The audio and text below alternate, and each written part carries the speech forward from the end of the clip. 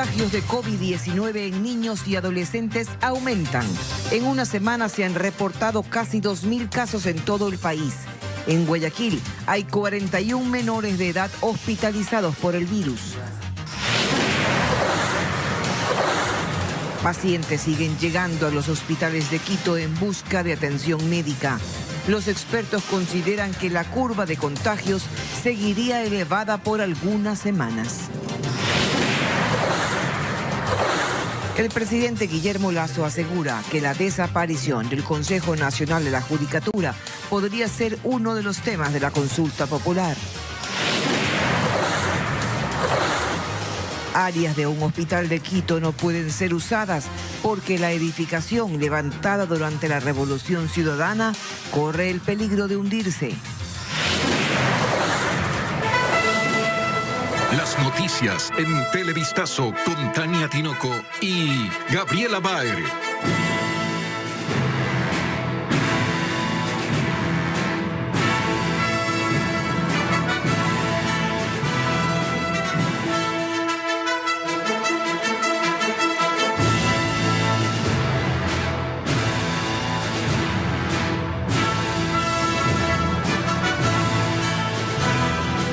Buenas tardes, amigos, bienvenidos a esta emisión de Televistazo. Iniciamos las noticias contándoles que hay preocupación entre los médicos, pues en Guayaquil 41 niños permanecen hospitalizados y 4 en cuidados intensivos por complicaciones derivadas del COVID-19. Las cifras las reporta un centro pediátrico privado. Hola, Tania. ¿Qué tal, Gaby? Amigos televidentes, buenas tardes. Así es, esto mientras a escala nacional en una semana se contabilizan casi 2.000 contagios en menores de edad. Los especialistas piden a los padres de familia mantenerse atentos a cualquier síntoma de alerta, como nos informa Bessie Grama. El incremento de contagios de coronavirus en Guayaquil también afecta a los menores de edad, quienes presentan complicaciones en su salud. Por ejemplo, en el hospital Roberto Gilbert de la Junta de Beneficencia de Guayaquil, en los últimos 2 meses se registraron 150 atenciones. Al momento, 41 menores están hospitalizados y 4 en cuidados intensivos. Mildred Zambrano, infectóloga de esta casa de salud, detalla la condición de estos pacientes. Uno menor de 5 años que tiene una metabolopatía y tenemos 3 adolescentes, uno que ingresó por una masa pulmonar en estudio y se le hizo su prueba y pues salió positivo, o sea, no ingresó por COVID, ¿no? Otro que ingresó para un drenaje de un absceso pulmonar, que también se le hizo la prueba antes de entrar al quirófano, pues y salió positivo, o sea, no ingresan precisamente por COVID, ¿no? La especialista advierte sobre casos en recién nacidos. Nos ha llamado la atención los ingresos que estamos teniendo de neonatos, ¿no? Que ingresan porque son recién nacidos, febriles, las mamás los traen por fiebre persistente y lógicamente se los ingresa. Entonces, el 7% de los pacientes que tenemos en este momento hospitalizados son neonatos. Madres que no han estado vacunadas, embarazadas que no se vacunaron previamente, y eso es muy importante recalcarlo. A escala nacional, durante la última semana, se han contabilizado casi 2.000 contagios de coronavirus en menores de edad, según cifras del Ministerio de Salud. Los médicos recomiendan a los padres de familia estar atentos ante cualquier signo de alerta, especialmente si los menores de edad estuvieron expuestos al virus. Entre ellos, fiebre por 3 días, erupciones en la piel, irritación en los ojos, dolor de estómago y ganglios inflamados. Mientras en recién nacidos hay que observar irritabilidad, falta de apetito y reducción en la cantidad de orina. En el Hospital Francisco de Icaza Bustamante, también en el puerto principal, 3 menores de edad están en cuidados intensivos por COVID-19 a espera de su recuperación. Los hospitales en Quito, mientras tanto, están llegando a su capacidad máxima. Las camas de cuidados intensivos y de hospitalización están llenas. Sin embargo, se desarrolla un plan de contingencia para atender la demanda. Ana María Palacios con más datos.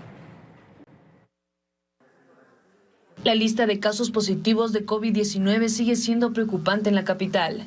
El Hospital Pablo Arturo Suárez, ubicado en el norte de Quito, tiene el 94% de ocupación en el área de cuidados intensivos. Esto significa que con 2 personas que requieran este tipo de atención el área se saturaría. Mientras que las salas de hospitalización trabajan al 85% de su capacidad. Es decir, solo hay espacio para 7 personas más, según las autoridades de esta casa de salud. Se activó un plan de contingencia para abastecer la demanda, en el que estarían incluidos el Hospital de Calderón y el Enrique Garcés en el sur. Pero lo que preocupa es que cada día llegan más pacientes con cuadros complicados. Los médicos sostienen que todo es consecuencia de los feriados de diciembre. Incluso familias enteras arriban en busca de atención.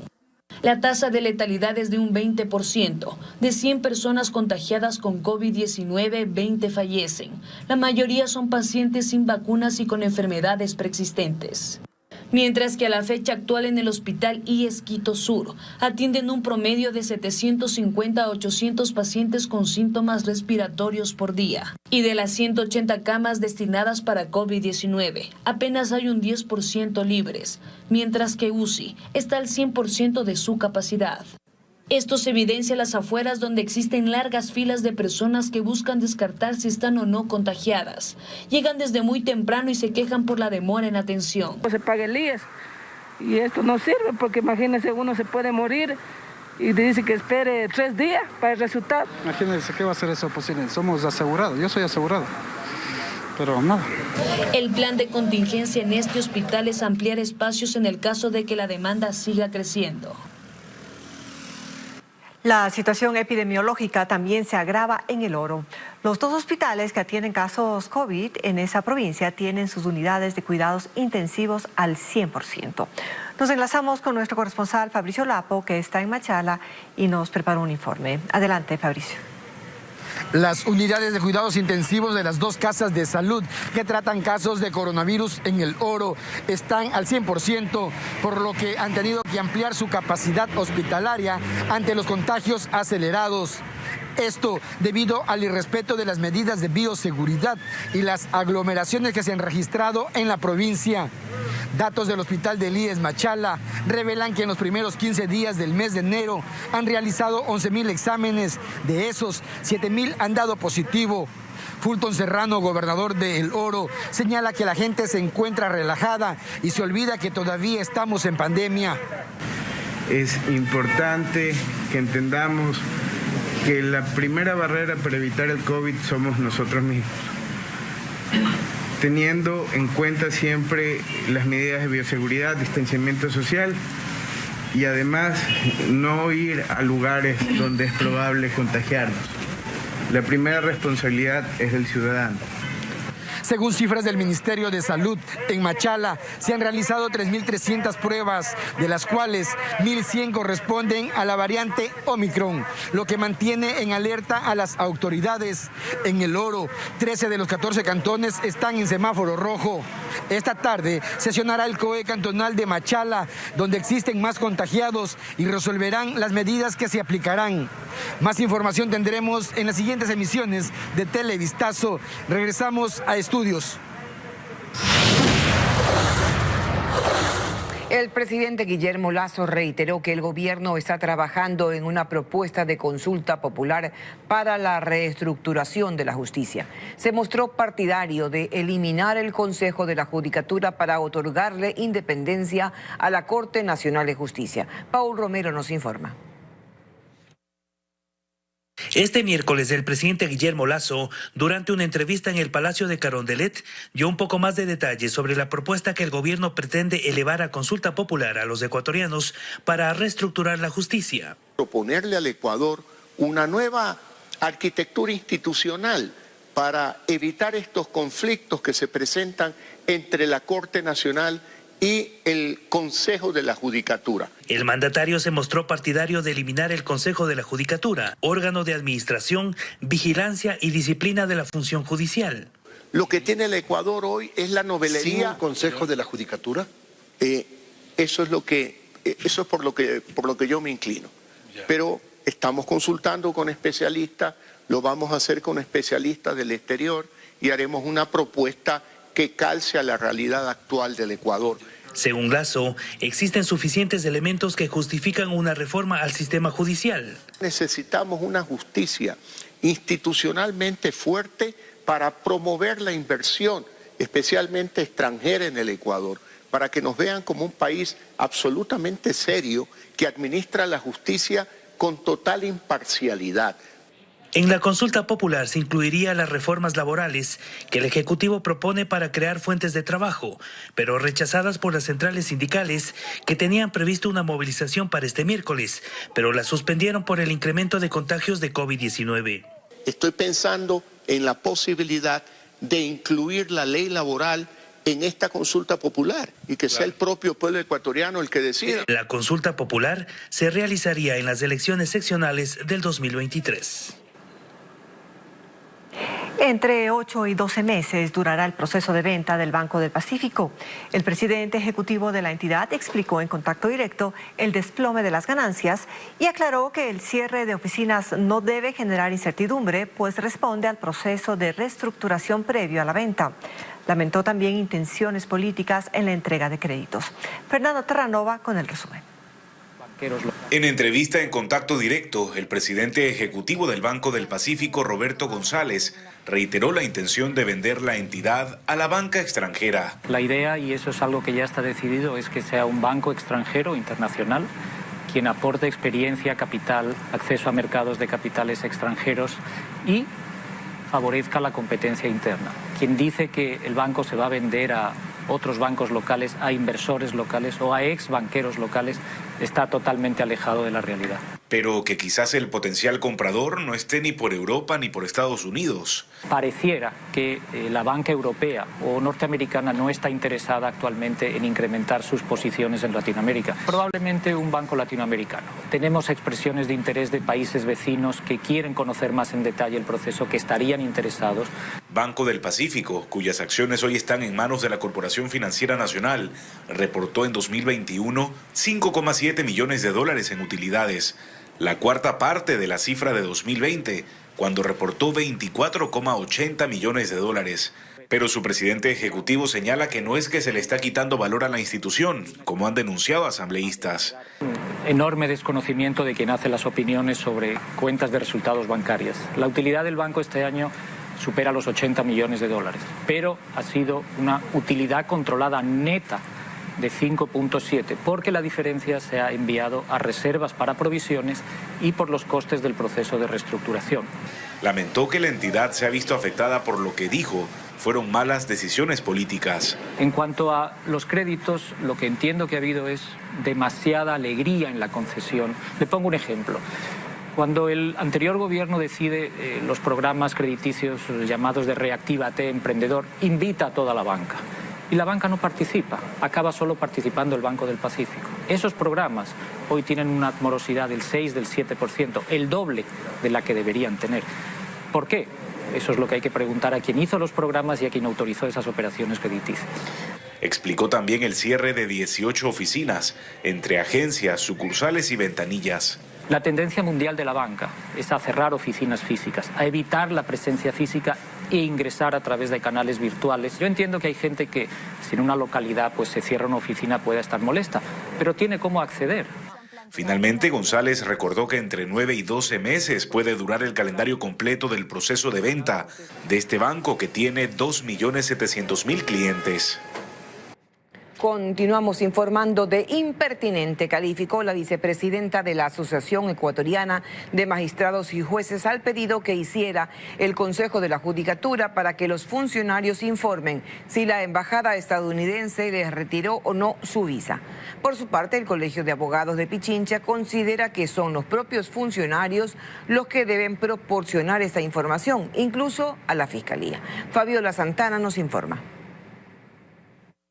La posición del Consejo de la Judicatura frente al retiro de la visa estadounidense a jueces del país mantiene incómoda a la Asociación Ecuatoriana de Magistrados y Jueces, que emitió un nuevo pronunciamiento. Su vicepresidenta criticó el pedido de la Judicatura. Al solicitar a los funcionarios que informen si cuentan o no con una visa es impertinente e inconducente, pues su existencia o revocatoria no constituye falta alguna en ámbito administrativo o penal, por lo tanto se convierte en un acto inoficioso que aparta al Consejo de la Judicatura de sus verdaderos propósitos. Informó que en el país hay cerca de 2.000 jueces y que no hay información oficial sobre el número de magistrados con visas revocadas. Sin embargo, se ha generalizado una percepción de falta de probidad hacia los funcionarios. Rechazamos que la revocatoria de visas de algunos funcionarios judiciales sea utilizada como instrumento de desprestigio para generalizar el proceder de los jueces de la República del Ecuador. La presidenta del Colegio de Abogados de Pichincha considera que son los propios jueces los que deben transparentar su situación. Deberían decir, a ver, a mí me quitaron la visa. Por favor, señora fiscal, aquí están mis papeles, aquí estoy yo. Revise, no he cometido nada. Si alguien se atreve a acusarme de algo, pues que lo pruebe. Pero admite que el gremio de abogados siente dudas al momento de impulsar un proceso judicial. Si yo voy a entregar una causa mía para que un juez me resuelva, en mi cerebro estará de que, ¿y ahora? ¿Estaré involucrado en lo de las visas? ¿Será una persona honesta? ¿Podré confiar en él? La semana pasada, la embajada norteamericana informó que el retiro de estas visas se dio en el marco de su lucha contra la corrupción y crimen organizado. Preste atención a esta noticia. El Hospital Público Pablo Arturo Suárez en Quito presenta serios problemas en una de sus edificaciones. Daños que incluso causan el cierre de varias áreas.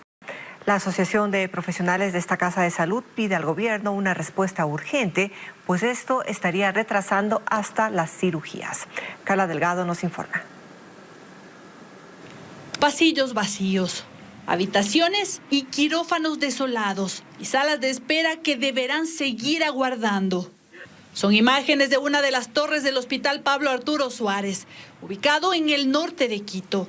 Una construcción que fue inaugurada en el gobierno del expresidente Rafael Correa en 2015. Hago entrega a nuestra querida capital, la carita de Dios, de esta nueva y magnífica obra, la ampliación del Hospital Pablo Arturo Suárez. Sin embargo, en apenas 7 años, la edificación corre el riesgo de hundirse y por ello al menos 4 áreas permanecen cerradas. Así lo asegura el presidente de la Asociación de Profesionales de esta Casa de Salud. Hace un año aproximadamente se hundió el subsuelo, de hecho no funciona, y así ha venido hundiéndose y pisándose el hospital. Luego la planta baja, luego el primer piso, luego el segundo piso. Actualmente se está trabajando el 30%, inclusive menos. Esto estaría acarreando serios inconvenientes en la operatividad del hospital, según sostiene. Pero lo más grave, según explica Barriga, es que la falta de funcionamiento de estas áreas retrasa las intervenciones quirúrgicas. Bueno, el año pasado dijimos que teníamos más o menos 600, 700 solamente en la parte de traumatología. Ahora sumemos urología, sumemos las distintas especialidades quirúrgicas. La obra de la Revolución Ciudadana costó más de 11 millones de dólares. Allí hasta hace poco funcionaban consulta externa y también emergencia. Ahora más de 75 consultorios médicos estarían inoperativos. El gerente del hospital, quien lleva 5 meses en el cargo, no desconoce este problema. Advierte que al momento ya se hacen estudios para buscar una salida. Ir evaluando, hay una comisión que levanta todo eso y en base a eso se inicia el proceso de contratación, que es proformar, ver qué tipo de proceso se va a hacer, cuánto se necesita. Indica que por ahora esta Casa de Salud prioriza la emergencia sanitaria, pues este es uno de los pocos hospitales centinelas que atienden a pacientes con COVID-19. Entonces disminuye el COVID, yo puedo movilizar personal y puedo volver a abrir, pero eso no quiere decir que haya cerrado servicios, los servicios más bien han ampliado. Los especialistas esperan que este gobierno dé solución al problema que se arrastra desde hace varios años y que, según explican, afecta a cientos de pacientes que buscan poner fin a sus dolencias. A la espera del segundo debate del proyecto de ley para la interrupción del embarazo, la mayoría de bloques han dejado en libertad a los legisladores para tomar su decisión. Esto no garantiza los votos necesarios para que se apruebe el informe de la comisión. Hay dudas sobre la temporalidad. Patricio Díaz nos presenta algunas posturas. La mayoría de los bloques ha dejado a sus legisladores en libertad de decidir su postura respecto del proyecto de ley para la interrupción del embarazo en casos de violación. Así pasa en Pachacutic. Sofía Sánchez dice que si bien el informe de mayoría habla de una temporalidad de hasta 22 semanas en menores de edad y 20 en mayores de 18 años, hay que buscar consensos en el Pleno. Yo diría que 16 semanas está acorde a lo que sucede en la práctica. Es decir, probablemente una niña, una mujer que vive en un círculo de violencia a las 12 semanas es muy poco tiempo. En el Partido Social Cristiano, igual, cada quien definirá su voto. Jorge Avedravo, por ejemplo, dice estar de acuerdo en el proyecto, mas no en el plazo que definió la mayoría de la comisión para la interrupción del embarazo, 22 semanas. Yo creo que aquí hay que pensar en esas niñas y adolescentes que han pasado por ello y saber que lo que tenemos como legislación comparada, en este caso el tema de 12 semanas, a mi criterio personal, estaría adecuado. En Creo no definen aún si dejarán a conciencia de sus legisladores la decisión. Ana Belén Cordero, sin embargo, adelanta que su postura no está con el informe de mayoría. Sobre todo para niñas y adolescentes, el plazo deberá ser de 12 semanas y para mujeres, es decir, mayores de 18 años, el plazo deberá ser de 6 semanas. En Izquierda Democrática tampoco definen aún una postura. Se revisarán los dos informes. Sin embargo, el informe de mayoría aprobado con las 22 semanas considero que es una temporalidad muy alta, que sean en este caso los médicos, los especialistas quienes nos den luces. El informe de minoría es promovido por una de las legisladoras de UNES, confirmando su propuesta de 12 semanas. En esa bancada, desde un inicio, definieron también que cada uno de sus legisladores decida la que considere mejor opción.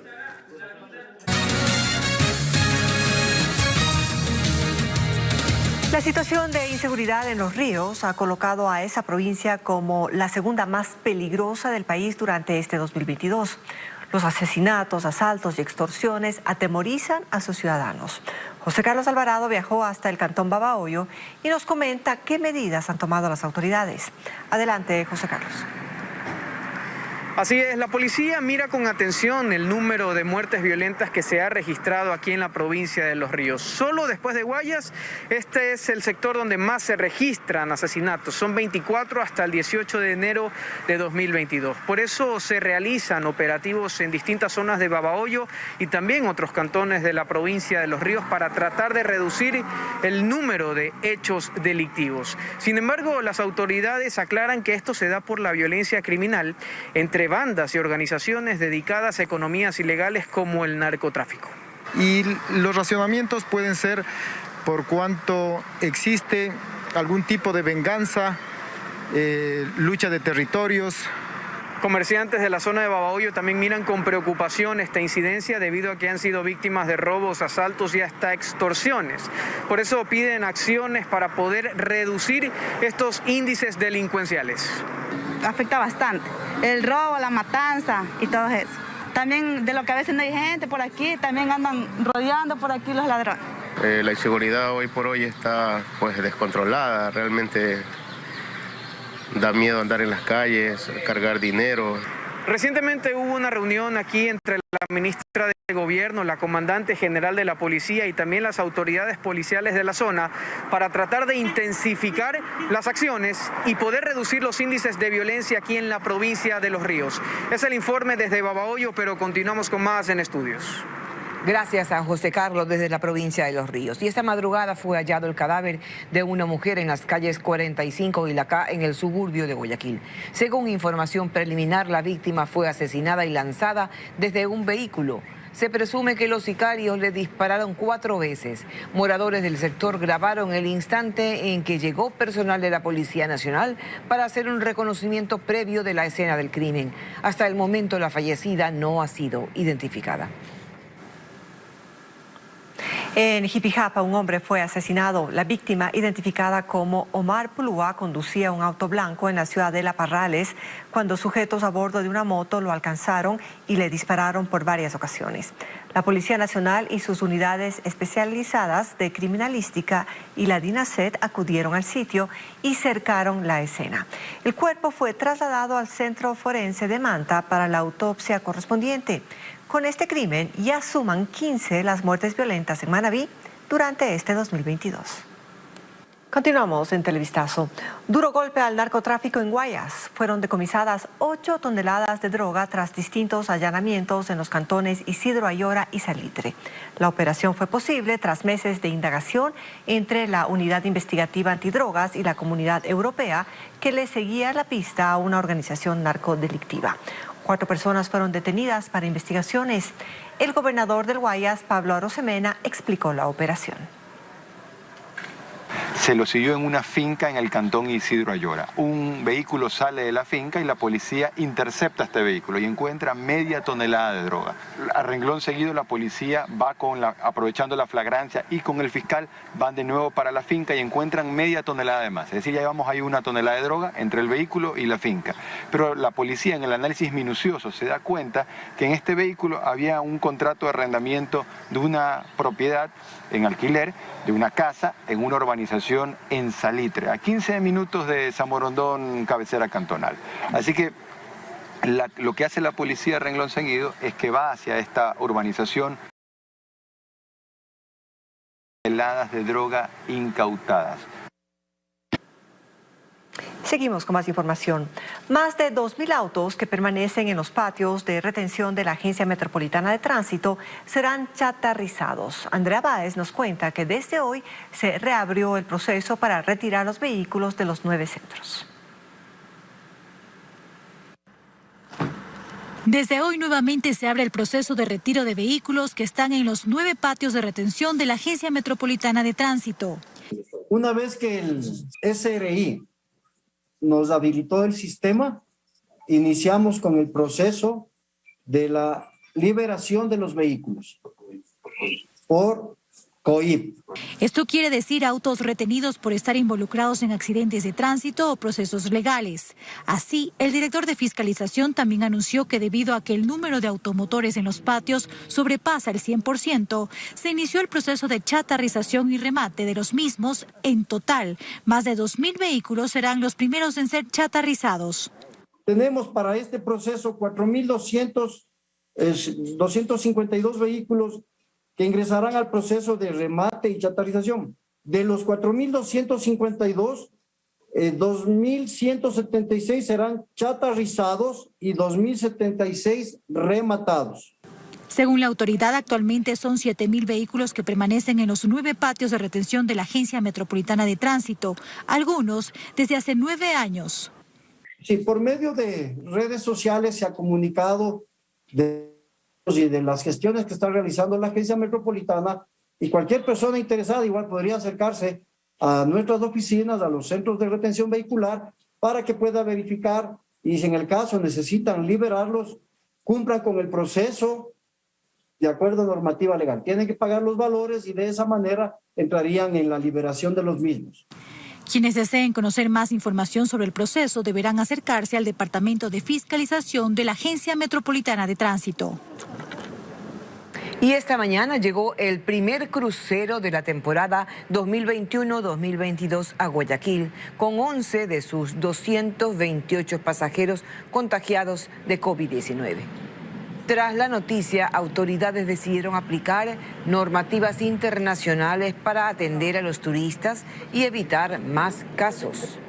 Las personas que están con el virus permanecen aisladas en el barco, mientras que el resto de pasajeros recurrieron la ciudad en 8 buses turísticos sin poder bajarse de los mismos.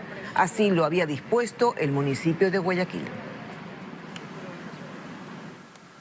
Los médicos coinciden en que esta semana y la próxima son clave para determinar qué pasará en el Ecuador con los casos de COVID-19. Los contagios siguen en aumento y amenazan a los servicios de salud. Francisco Garcés nos muestra las cifras. Los casos de COVID-19 en el país siguen en aumento y no solo ello, el ritmo de contagios aún se acelera y no se estabiliza. Al menos eso es lo que demuestran las cifras oficiales. El 14 de diciembre se confirmó el primer caso de Omicron en el país y hubo 541 nuevos contagios. Al 31 de diciembre fueron 1.891 nuevos casos y 4 días después 2.393. El 11 de enero fueron 8.656 los contagios y la cifra cifra bajó a 5.878 casos el 15 de enero, aunque el número de pruebas rezagadas hace que esa cantidad pueda aumentar. Puede ser mucho mayor. Otra de las muestras del ritmo de contagios es la positividad de las pruebas tomadas. Es que en diciembre el promedio de positividad fue del 19% y en las 2 primeras semanas de enero la cifra aumentó al 56%. Por eso los especialistas no son muy optimistas de que la situación se estabilice de inmediato. En Gran Bretaña duró el pico de Omicron 2 meses, en Estados Unidos va ya casi entrando al 3er mes y en España también duró un par de meses. Entonces, sí, sin duda nos falta todavía unas 4 a 8 semanas más de este pico duro de pandemia que se está teniendo. El experto comentó que hasta diciembre atendía un promedio de 5 pacientes con COVID al día, pero que ahora son 45 diariamente y por eso cree que se deben tomar medidas basadas en los datos. Guiada por expertos también, no es una decisión de una persona o dos, sino de un trabajo en equipo que tiene que ser del día a día y que nace de datos matemáticos. Según las cifras oficiales, el Ecuador acumula 625.000 casos de COVID-19 en casi 2 años de pandemia. Pero en los últimos 30 días se han producido casi 90.000 de esos contagios. Y antes de terminar nuestro informativo, repasemos las recomendaciones de médicos y autoridades para evitar contagios de COVID-19 y que todos debemos ponerlas en práctica. No asistir a reuniones en lugares cerrados. Priorizar los espacios abiertos y con buena ventilación. De ser posible, quédese en casa. Si debe salir, use doble mascarilla. Mantenga la distancia. Mantenga el lavado de manos. Vacúnese si aún no lo ha hecho. O aplíquese la tercera dosis de refuerzo. Estas son las recomendaciones del COE cantonal de Guayaquil. Así llegamos al final de esta emisión de noticias. Gaby. Así está, Aña. Bueno, le pedimos y le insistimos que siga esas recomendaciones. Gracias por su atención. Que tengan una buena tarde.